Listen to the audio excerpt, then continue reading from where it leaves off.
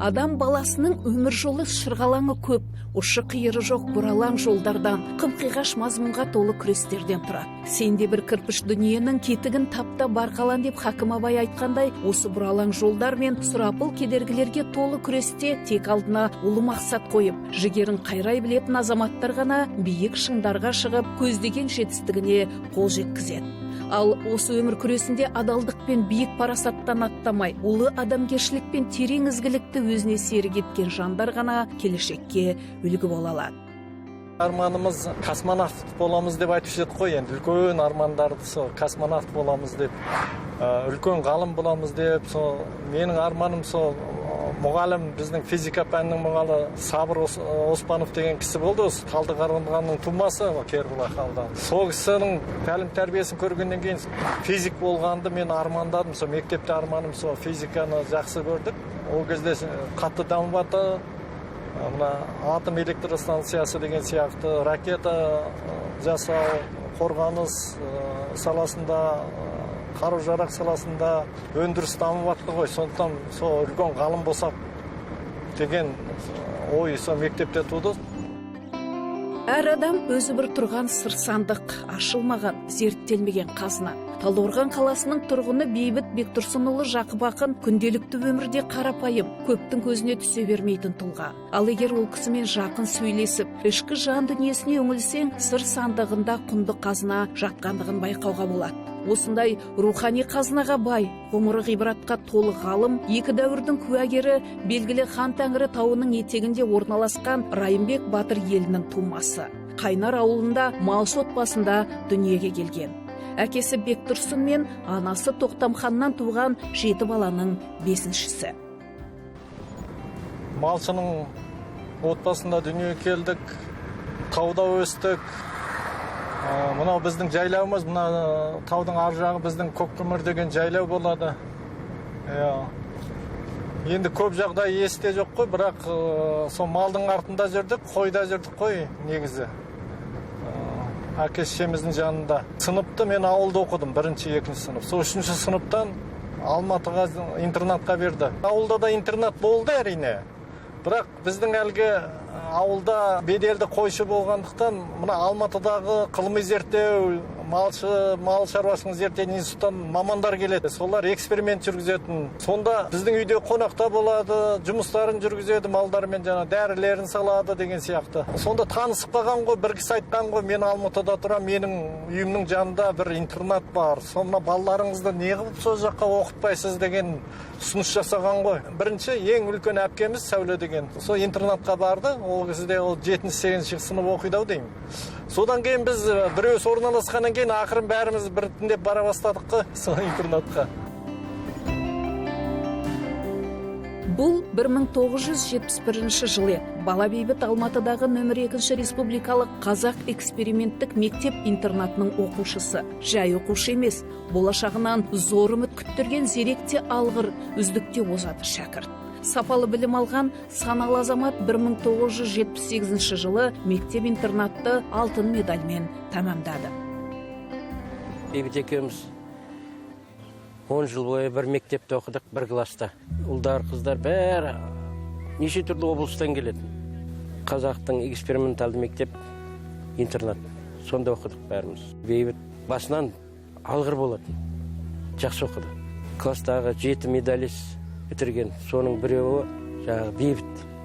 6 медальмен бітірді мектепті. Одан қызыл дипломмен Казгуды бітірді. Республикалық деңгейдегі ең үлкен мықты мектеп болды. Одан кейін бізде 3 оркестр болды жаңағы. Духовой оркестр болды, домбыра оркестрі болды, вокально-инструментальный ансамбль болды. Айтып отырмын, бұл Қазақстандағы ең бетке ұстар мектеп болды. Сол мектепті бірге оқыдық. 19 облыстан 16 бала бірге 10 жыл бойы бірге оқып, бірге өстік. Бір үйдің баласындай болып өстік қой. Бейбіт деген ол кішкентайынан өзі бала кезінен зерек болды, сабырлы болды, салмақты болды. Біз кейбір сабақтардан түсінбеген тақырыптарымызды Бейбіттен кеп сұрап алатынбыз. Сонда әрқашан қол ұшын беріп көмектескісі кеп тұрады. Енді қазіргі осы жасқа дейін, әлі күнге дейін бір жоқ, менің уақытым жоқ, көмек сұрасаң уақытым жоқ еді, анда асығыс едім деген әңгіме айтпайды ғой. Қай уақытта болсын көмек сұрасаң көмектеседі. Содан кейін Бекеңнің жақсы қасиеттері өте көп бала кезден. Жаңағы кішіпейілдігі, өз алдына сабырлығы, өз ұстамдылығы. Бекең бір жақсы азамат, қазақтың малайына біткен бір жұлдызы десе де болады. Жасымыздан бірге оқыдық, жақын ағайыным, бауырым бір жағы, братан балаларымыз мектепті бірге оқып бітірдік. Мектепті 6 миллионмен бітірді. Мектепті оқығанда өзі ерекшелігі білініп тұратын физика, математика, химия, геометрия сабақтарын жақсы оқыды. Сызу, черчение, соларды жақсы меңгерді. Енді мектептегі білімі сапалы жоғары болды.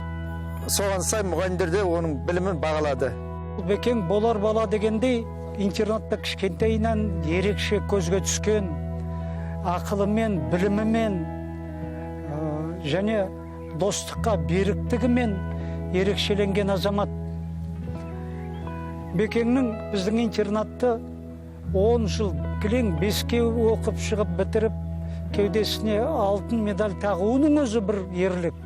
Ол қажымас қайраттың, тынбас еңбектің ерлігі. Сол жағынан да Бекеңді біз бәріміз бір тұтамыз, қатты қадірлейміз. Үлгі қылатын парасатты азамат бейбіт біздің. Сондықтан мақтан тұтатын қырлары көп. Оның сыртында тағы бір айтатынымыз, Бекең өзі өте сабырлы, байсалды, ешқандай ұшқалақ мінез жоқ. Бір нәрсені шешім қабылдаса да, әбден ойланып алып, оны өзгертпейтіндей тура бір шешімін қабылдайтын азамат. Осы күнге шейін елдің алдында абыройлы асқақтап жүргенінің барлығы сол ақыл түйсігінің тереңдігінің белгісі. Жалпы білім беру мекемесін үздік аяқтаған жас жігіт бейбіт үшін сол кездегі іргелі институтқа оқуға түсу қиынға соққан жоқ. Ол бірден өзі жақсы көріп, бар күш-жігерімен білімін салып оқыған пәні бойынша Әл-Фараби атындағы Қазақ ұлттық университетінің физика факультетінің студенті атанды. Ата-ана ауылдастарының үкілі үмітін жалғаған білімді ұл дипломдық жұмысты Украинаның Киев қаласында орналасқан жартылай өткізгіштер ғылыми зерттеу институтында дайындап, қорғап, үздік үлгеріммен университетті аяқтады. 1983-1986 жылдары Қазақ ұлттық университетінің лаборанты, аға инженері. 1986-1990 жылдары Алматы қаласы мен Алматы облысындағы орта мектептерде физика пәнінің мұғалімі. 1990-1991 жылдары Ыбырай Алтынсарин атындағы ғылыми зерттеу институтында ғылыми қызметкер, Абай атындағы Қазақ педагогикалық институтында ассистент.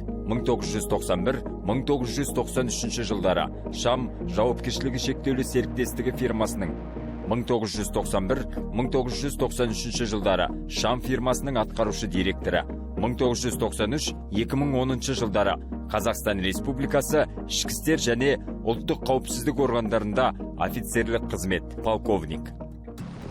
Еліміздің жауапты лауазымдарында шыңдалып, ғылымда да өз қолтаңбасын қалыптастырған Бейбіт Бектұрсынұлы мемлекеттік қызметтерден кейінгі еңбек жолы еліміздің белді жоғары оқу орындарымен тікелей ұштасып жатты. Бұл өзінің білім алған Әл-Фараби атындағы Қазақ ұлттық университетінен бастау алған ұстаздық жол, Абай атындағы Қазақ ұлттық педагогикалық университетінде доцент, Ильяс Жансүгіров атындағы Жетісу университетінің және Қазақстан Республикасы ұлттық қауіпсіздік комитетінің шекара қызмет академиясы профессорлық қызметтермен де жалғасын тапты. Бұл үшеуін бөліп қарауға болмайды негізінде. Білім, ғылым, тәжірибе. Бірақ әр кезеңде біреуісіне басымдылық беріледі. Сондықтан мен айтар едім, үшеуісі бір гармонияда болу керек. Гармония деген бұл тепе-теңдік емес. Өйткені тепе-теңдік нәрсе тоқтап қалады. Маятник мысалы тербеліп тұрады ғой. Сосын тоқтап қалса, ол өмір жоқ деген сөз. Өмірдің бәрі қозғалыста. Сондықтан жаңа үшеуісі қайнасып ату керек. Бір-бірімен қарама-қайшылықта, бір-бірін тартады. Содан алдыға жылжу болады да. Сондықтан мен айтар едім, мына тәжірибе негізі жас кезде керек екен. Көбірек тәжірибе болған дұрыс екен. Өйткені тәжірибе жинамасаң, білімің молаймайды да. Орта жаста жаңа мен айтар едім, технология, яғни әдістеме, әдіскер болған дұрыс. Жасың ұлғайған сайын бір руханилыққа тартып тұрады екен. Сонда енді мен былай айтар едім. Абайдың сөзімен айтқанда, ақыл қайрат жүректі бірдей ұста дейді ғой. Жаңа мен гармония дегенім осынан шығады. Ақылымыз руханилықпен байланысты, жүрегіміз жаңағы сезімдермен, ішкі дүниемен байланысты, ал ойымыз рухпен байланысты да енді. Сонда рухтың азығы білім болып тұр да мұнда. Сондықтан білімді алған сайын рухымыз көптіріле береді. Қандай жауапты қызметте жүрсе де Бейбіт Бектұрсынұлы ғылымнан ешқашан қол үзген емес. Еліміздегі ғылыми басылымдар мен бұқаралық ақпарат құралдарында профессордың тағылымы мол мақалалары үздіксіз жарияланып тұрады. Ол 140-тан астам ғылыми және әдістемелік еңбектердің авторы. Соның ішінде бір оқулық, бір оқу құралы, бір монография және 8 оқу әдістемелік құралдары бар. Оннан астам диссертацияның ресми оппоненті. Қазіргі уақытта Қазақстан Республикасы ұлттық қауіпсіздік комитетінің Шекара академиясында диссертациялық кеңестің төрағасының орынбасары. Еңбектен қол үзген жоқ. Бүгінгі күні Абай атындағы Қазақ ұлттық педагогикалық университетінің оқытушысы. Кісінің бұрынғы еңбектерінен қазіргі Пагран Шекара академиясынан жұмыс істеп келіп, сол жерде әскери ғылымдарының докторы деген лауазымы бар. Ол деген біздің университетке нақты осы қазіргі факультетіміз дене шынықтыру және алғашқы әскери дайындық факультетіндегі ең біздің докторанттардың кәсіби өзінің маманы. Осы кісінің еңбектерінің көбі осы біздің білім беру бағдарламасына сәйкес. Өйткені білім беру бағдарламасын бұл кісі өзі әзірлеген. Өзі де сол авторлар құрамында. Докторантураны тек бізде ғана дайындайды. Докторантураның ашып, осы бағытта жұмыс істеген еңбегінің ең көбі осы кісінің үлесі. Өйткені доктор наук Қазақстанда көп емес. Бұл кісі қорғағандардың ең біріншілерінің бірі. Бейбіт Бектұрсынұлы өзі қарапайым адам ғой. Өзінің өзіндегі бар нәрсесін білім жағында балаларға бәрін жеткілікті түсіндіріп, өзінің практикасынан өткен нәрсесін бәрін, іс тәжірибесінен өткен нәрсесін жеткізе алады бәрін толығымен. Одан қоса өзінің қарапайымдылығы, адамгершілігі, ешкімге әй деп ананда бір дөрекі сөйлеп, өмірде осы 10 жылдан асыр ондай көрген жоқпын. Бастық болса бастық ретінде сыйлайды. Коллегаларын, әріптестерін әріптестер ретінде, інісін інісі деп, қыздарды қарындасы ретінде бәрін қабылдайды. Ешқашан не сұрасаң да бет қайтару деген болмаған осы күнге дейін. Абай атындағы Қазақ ұлттық педагогикалық университетінде ішкі істер органдарының оқу орындарында курсанттарды кәсіби құндылыққа бағдарлау тақырыбында педагогика ғылымдарының кандидаты ғылыми дәрежесін алу үшін диссертация қорғады. Бұдан соң әскери ғылымдар докторы ғылыми дәрежесін алу үшін шекара қызметінің офицерлерін кәсіби даярлауда сапаны басқарудың ғылыми негіздері тақырыбына диссертация қорғап, педагогика доценті деген ғылыми атаққа қол жеткізді. Бүгінде Бейбіт Бектұрсынұлы көзінен жалын отының ұшқыны сезілген талай шәкірттің ғылым атты әлемінің қасиетті табалдырығынан нық аттауына себепкер болып жүрген тұлғалы азаматтың бірі.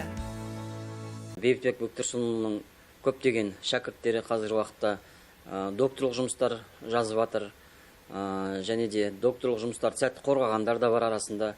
Бейбіт Бектұрсынұлының кітаптары осы ғылым саласында, білім саласында көптеген ғылыми жұмыстар жарық көрген. Соның ішінде ғылымды теориялық және практикалық түрде дамытуды көздейді. Қазіргі уақытта енді осы біздің кафедрада ғылымды жалпы қазір Қазақстан Республикасында ғылыми жобаларды іске асырып жатыр. Соның ішінде ілгері жара қолданбалы ғылымдарды дамытуға өз үлесін қосып келеді. Алдыда жоспарымыз бар. Гранттық жобалар ұсынамыз деген, соны бірге жұмыс атқарамыз деген ойымыз бар. Әрине, осынша ғылыми және лауазымдық атақ дәрежесіне қарап, кез келген жас ол кісіге алғашында шәкірт болуға жүрексінері сөзсіз. Десе де, Бейбіт Бектұрсынұлы кішілікті кісіліктен жоғары қоя білген парасат иесі. Ғылымдағы орны қаншалықты биік десек, шәкіртке деген сыйластық қарым-қатынасы мен адамгершілік ізгі қасиеті де хан тәңірінің шыңындай асқақ. Аға, біз сіз сияқты болуымыз керек. Сіз сияқты болу үшін біз не істеуіміз керек? білім керек. Білімсіз еш нәрсе жасауға болмайды. Менің айтатыным тек қана бұл еңбекқорлықтың арқасында келетін нәрсе. Қазіргі таңда көптеген жастар әскерден қорқады. Сол әскерден қорқатын жастарға қандай кеңес берер едіңіз? Кім қорқады? Өзіне сенімсіз адам қорқады. Егер өзіңді ұстай алам, өзімді қорғай алам, өзімнің білімім бар деген адам ешқандай жерде ешқандай сорлы болмайды. Ол адамның жаңағы сарбаздың психологиялық, моральдық дайындығы әлсіз. Өздерің білесіңдер, сондықтан көп жастар қазір қандай бізде физикалық, психология жағынан әлсіз. Кішкентай қиыншылық болса сынып кетеді. Ол мынандай бейбітшіл өмірде ол болады. Сондықтан егер әскери өмірге дайындаймын, жақсы офицер боламын, жақсы әскери қызметші боламын десеңдер, осы адам өзін өзі тәрбиелеу керек та. Бұл жерде мұғалім тәрбиелемейді. Әрине айтады ғой, бірақ бірінші орында адамның өзінің ішкі күйі да бұл жерде. Шындығында бар адам менің бауырым, жақсылық жасау парызым деген бір сөз Бейбіт Бектұрсынұлының қате бастырмас қағидасы. Жан дүниесінің жылуы мен жүрегінің жұмсақтығы, бойындағы мейірім мен қайырымы, адамға сенгіш көңілі күнделікті күйбең тірліктен биік тұратыны байқалады. Алысты алаламайтын, жақынын жараламайтын ерекше қасиеті жайында туған туыс ағайын жиі айтады. Өте бір жайдары, мінезі жұмсақ, адамның көңілін қарап тұратын сондай бір жақсы азамат. Маңайындағылардың бәрін бірге қайда жүрсе де елді риза қып, көңілдеріне қарап, қайда жүрсе де батасын беріп, сондай бір керемет жан. Құдайға шүкір, осындай адамдармен бірге танысып, табысып, туыс болып жатқанымызға Құдайға мың рахметімізді айтамыз. Қызды тұрмысына беріп, ұлды ер жеткізіп өсіріп, қолдарынан келген бүткіл ақылдарын, білімдерін бәрін үйретіп, соларды бір адал жолға салып жатқан жандардың бірі жұбайы екеуі. Әркімнің қолынан келе бермейді. Ондай тәрбиелеп, өз баласындай көріп, сондай жақсы жолдарға салып жатқандарына. Жайлап отыр менің ауылым, Алатаудың солы бір бауыры. Туып өстім сенде есейдім, алаулатып жастық жалыны. Кіндік қан тамған жер деген бір өте ыстық қой. Жылда бір-екі рет келіп тұрмасақ сағынып тұрамыз. Енді үлкен кісілер қайтыс болғаннан кейін туысқандардың көпшілігі Алматыға көшіп кетті. Дегенмен де сол бір қара шаңырағымыз бар, соған келіп тұрамыз, сағынып тұрамыз. Енді бұл ауданның өзі келген елдің бәрі сол табиғатына таңғалады, адамдарына таңғалады. Ең бастысы сол адамдары ақ жарқын, басқаша бір күйге түсіресің, өзі психологиялық, эмоциялық жағдайлар, неше түрлі сезімдер пайда болады, балалық шақ еске түседі деген сияқты. Сондықтан әрине туған жердің орны бөлек қой әр адамға. Сағынып тұрамыз. Бір кемшілік болып жатса, адамдардың жағдайы жаман болып жатса, қиналамыз. Бір жақсылықтар болып жатса, адамдардың жағдайы түзелген сайын қуанамыз. Енді әлі де үміттеміз. Құдайға шүкір, реформалар жасалып жатыр, қаржыландырып, аудан бөлініп, жағдайлары халықтың жақсарып жатыр. Жеке шаруашылықтар дамып жатыр, өндіріс кішігірім ашылып жатыр. Соған қарағанда енді болашағы бар деп ойлаймыз ауданның. Өйткені жастар, ең бастысы жастарды ұстау ғой, жастарды келтіру ауылға. Сол жастарға жұмыс орны табылса, солар үшін жағдай жасалса деген ойдамыз. Өйткені біздің ауылдың, мысалы Қайнар ауылының жартысы көшіп кетсе десек болады ғой қазір. 4000 бұрын тұрған екен, қазір 2000-ға жетпейтін әлі де көшіп жатыр, енді өкінішке орай. Әлі де жастар кетіп жатыр қалаға. Енді соны тоқтату керек деп ойлаймын. Әрине, осы салада жұмыстар жүргізіліп жатыр, көріп жатырмыз енді. ауданның экономикалық, саяси, әлеуметтік жағдайы аудан бөлінгеннен кейін әрине кішкене түзеліп келе жатыр. Соған үміттенеміз енді.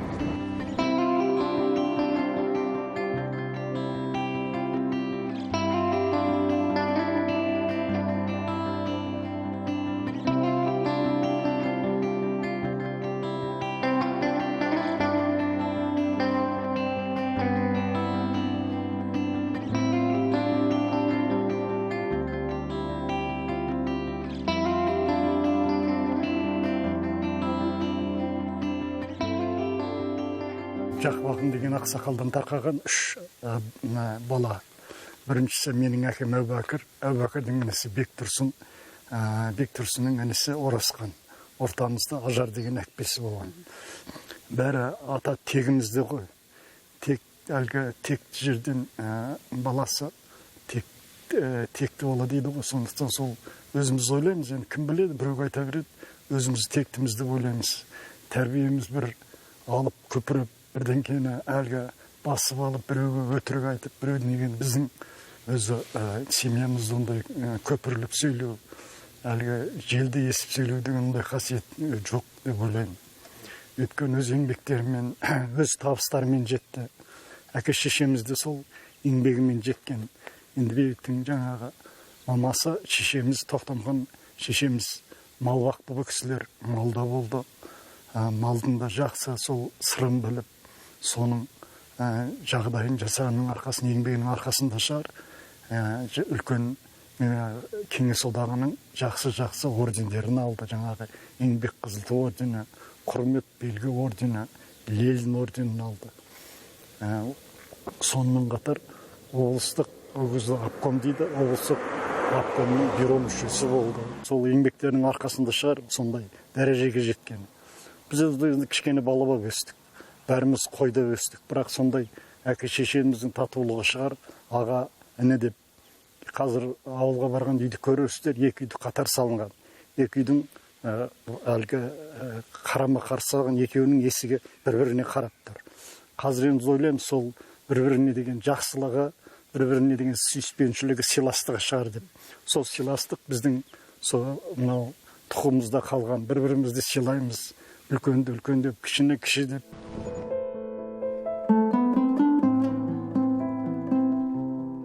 Қайнар ауылының қайнар аталуына себепкер болған Тұма Жақып ақын әулетінің қара шаңырағынан алыс емес жерде. Балалық шақтың ең ерекше естеліктері осы жермен тығыз байланысты. Сондықтан болар Бейбіт Бектұрсынұлына бұл жер ерекше әсер береді. Бүгінде бала Бейбіт болмыс бітімі, сыйластық салты, ұлағатты ұстанымы бар азамат дейді ризашылық көңілдерін білдірген жеңгелері.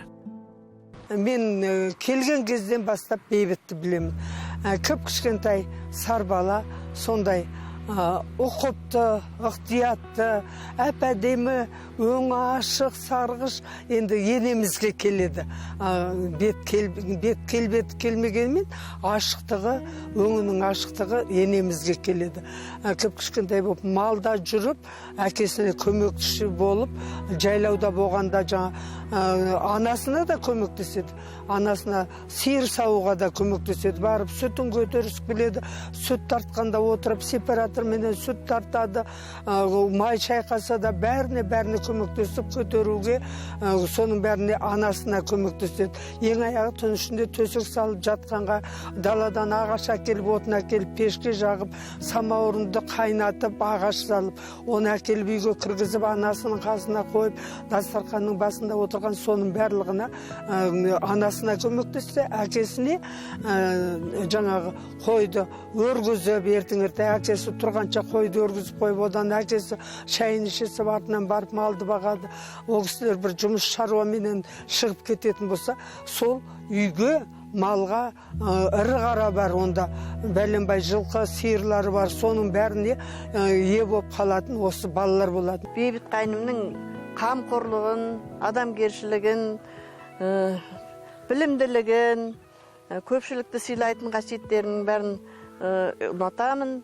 Бекең көпшіл, қамқор, ризамын, рахметімді айтамын. Қуанамыз, мақтанамыз.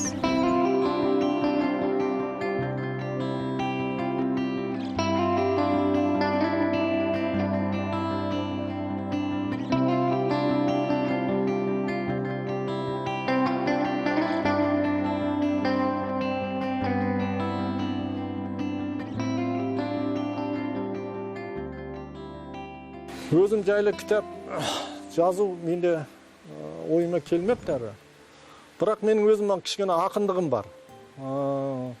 Сол жас кезімде, баяғыда мектепте оқып жүргенде қыздарға ғашық болдық. Сол кезде өлеңмен жазатынбыз сезімнің бәрін. Сосын кейін бір жұмыссыз қалған кездерім болды. Сол кезде үйде жатып өлең жазғандарым болды. Сол өлеңдерім бір жерде жатыр. Мен бір осыны қайта көтерем деп ойлағам. Сол бір уақыт болып, мүмкіншілік болып, бір өзі шабыт келіп атқан кезде сол өлеңдеріңді өңдеп, тағы да бір өлең шығарып, бір жинақ шығарсам деген бір ойым бар. Енді арман мақсатым, мен өзім 2012-де үлкен қажылыққа бардым, 2024-те кіші қажылыққа бардым, 12 жылдан кейін да. Енді өзіме бір мақсат қойып жаттым. Оны Алла тағала нәсіп қылып, денсаулық беріп, ғұмыр беріп атса, 75 жасымда сол қажылыққа барсам деп, сол қасиетті жерлерді тағы да тағзым етіп, құлшылық жасап деген арман мақсатым бар. Арман мақсатым сол білімді тереңдету, рухани жағынан ары күшею, иманды бекіту, сосын жастарды тәрбиелеу. Енді бала-шаға бар, оқытып атқан студенттер бар, тыңдаушылар бар, ғылымда айналысып жатқан магистрант, докторанттар бар. Соларға білгенімді жеткізу, ақыл айту, кеңес беру деген сияқты. Енді сондай басқа кәсіп сондай болғаннан кейін, енді біліммен, ғылыммен байланысты болғаннан кейін, сол саладан шыға алмаймыз енді әрине. Өзгерту де қиын қазіргі жасқа келгеннен кейін бір нәрсені. Соны аяғына шейін, соны абыроймен бастаған істі аяғына шейін жеткізуді армандаймын. Қажылыққа барғанда ең басы менің сұрағаным мына мұсылмандардың бірлігі, дініміздің өркендеуі, осы еліміз, жеріміздің өркендеуі, халқымыздың өніп өсуі, егемендігіміздің артуы, осы мәселе әркім, әр қазақтың басында бар деп ойлаймын енді. Сондықтан ана кіші мақсаттар, тілектер, дұға тілек, әрине ол жөнімен жүрақ, бірақ үлкен дұға тілектер осы елге арналады ғой, жұртқа арналады, осы халыққа арналады. Халықтың жағдайы жақсы болса екен, осы қазағым аман болса екен, бір жақсылықтар болса екен, қанша мың өліп, мың бітірілген қазақ болғаннан кейін бір бағы жана жақсын жанса екен деген сол дұға тілек қой. Енді басқа елдің тілегінен үлкен тілек жоқ шығар деп ойлаймын.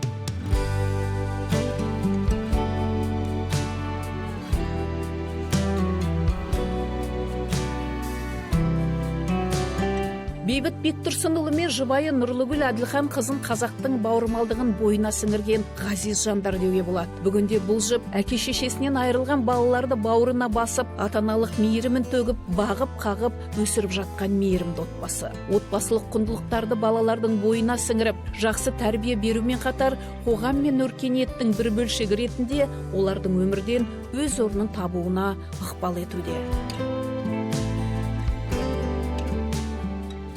Ниеттің белгісі осы, қалай өз өмірден сауапты көбірек жинаймыз деген ниеттің бір белгісі ретінде біз Нұрлыгүл екеуміз 2017 жылы балалар үйінен 4 бала алдық Алматыдағы.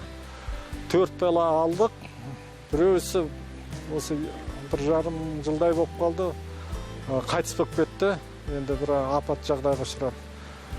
Біреусін кәдімгідей ұзаттық.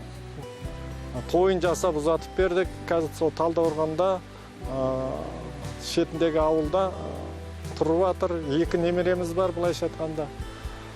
Екеуісі қолда, бір ұл, бір қыз, біреусі 17-де, біреусі 18-де, ер жетті, колледжде оқып жатыр. Енді алған себебіміз сол, ең басы Алланың ризашылығына бөленейік. Соларға бір ата-ананың мейірімін төгейік деген ниетпен алдық. Алла риза болса екен, солар риза болса екен, ертең жақсы азамат болса өссе екен деген ойымыз сол. Қоғамға өзіміздің үлесімізді қосайық, пайдамызды тигізейік. Жаңағы бір балаға болсын, бір адамға болсын жақсылық жасайық. Алланың разылығына бөленейік деген таза ниетпен мен өте қуандым. Соны маған тәптіштеп тұрып түсіндіріп айтты. Осындай ниетпен, осындай мақсат қоямыз деп. Аллаға шүкір, бауырымызға бастық, 4 баланы. Әрбір кісінің қолынан келе бермейтін істеп білемін. Екінің бірі ондай нәрсеге бара бермейді. Беке сол жағынан үлкен ерлік жасады. Мысалы, мен басында өзім шынын айтсам қорқақтадым. Қалай болады екен деп. Күйеуім демеу болды. Жаңағы тілек болды. Қорықпа деп жолдарын бәрін көрсетіп, ниетімді анықтап, бағыт-бағдар беріп, бәрін түсіндіріп, енді Аллаға шүкір тәрбиелеп жатырмыз. Бір ұл бір қызымыз бар, екеуі студент. Аллаға шүкір. Әрдайым соларға өзінің бағыт-бағдарын айтып, жол көрсетіп, түсіндіріп отырады. Әрдайым өзінің мейірімін танытып, әкелік қамқорлығын айтып, баламен әңгімелесіп. Мен ойлаймын, қазіргі заманда еркек адамның сондай отбасылық, әсіресе бала тәрбиесіне араласып, айтып, түсіндіріп, жол көрсетіп, үнемі балалармен әңгімелесіп отыруы өте қажет нәрсе деп ойлаймын. Ол үнемі әңгімелесіп отырады, балаларға ақылын айтып отырады, оқыңдар. Ол кісі үнемі айтады, білім, ең бірінші білім, жауапкершілік болу керек. Тәртіп бар жерде жетістік болады, нәтиже болады деп балаларға үнемі айтып отырады. Өз күндерін жоспарлай біліңдер дейді, армандай біліңдер дейді. Тәртіп деген таңертең тұрып сенің төсегіңді жинағаннан басталады деп. Соны үйретуге балалардың құлағына құюға тырысады. Мен үшін әкем өте сабырлы адам, көп сөйлемейді, мінезі де бір қалыпты, көп күлмейді. Әкем сияқты болғым келеді. Сол сияқты жұмыс істеп, сол сияқты жүру көп нәрсені үйретеді. Мен бірдеңкені дұрыс жасамай айтсам, жоғын былай жасасам, былай дұрыс үйретеді. Көп нәрсе үйреніп. Әкеміз бізге ұрыспайды, бүкіл ақылмен үйретеді, сабырлы түрде. Солай үйреткеннің арқасында өйстіп үйреніп жатырмыз. Военный академияны бітіріп, нормальный адам болып кетсем. Байқаймын, андай көп балалардың әкелерін көрген, білем. Бізге берген махаббатты олар өз родной балаларына бере алмайды. Соны көрген, соны білем. Әкенің рөлі отбасыда маңызды ғой.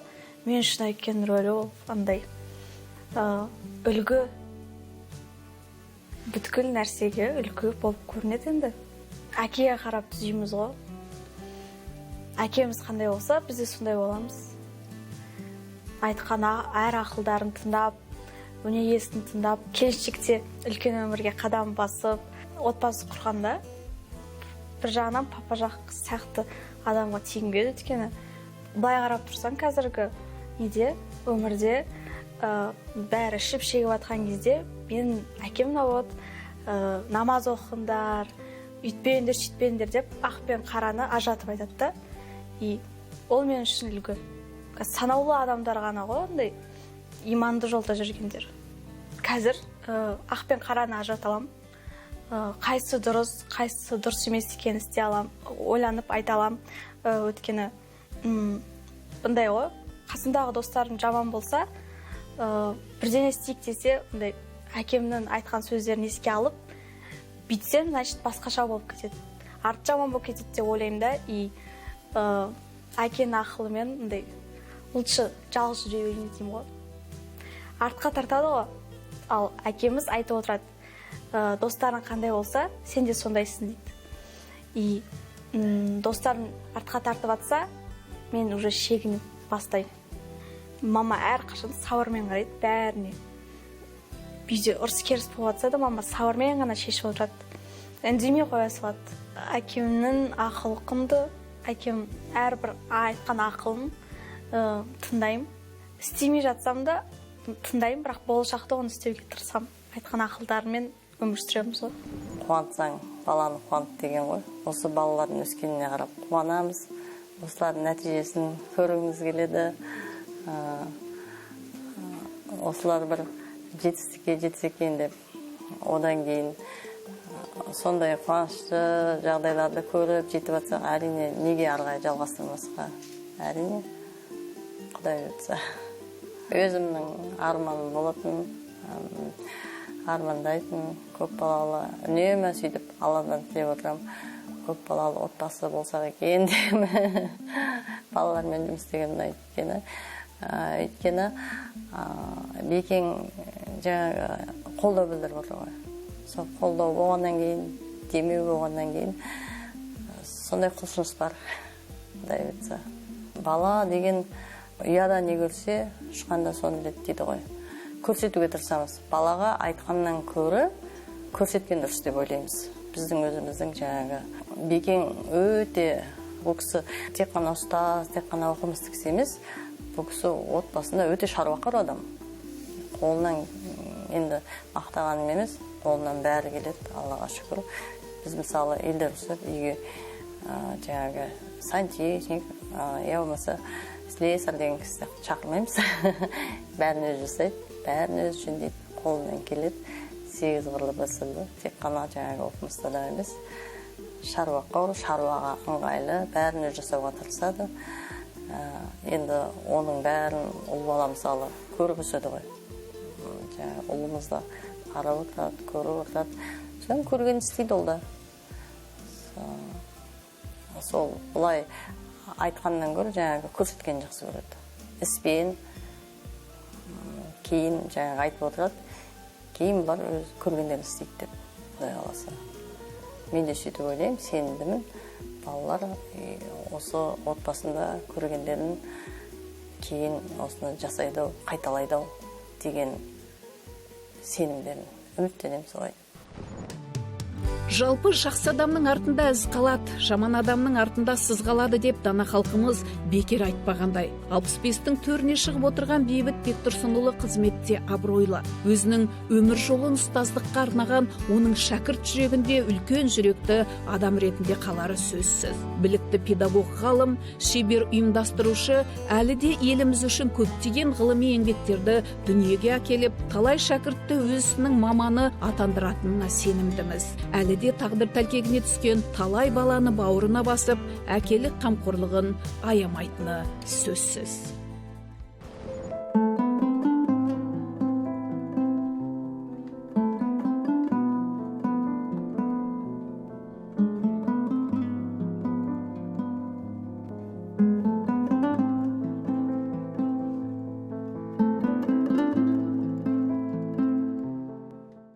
Өкінетінім бар екен мен. Неге десеңіз, сол әке-шешеме қызмет ете алмайдым дұрыс деп өкінемін да. Өйткені ол кісілер ерте кетті да. Әкем Жақбақынұлы Бектұрсын 1977 жылы 49 жасында кетті.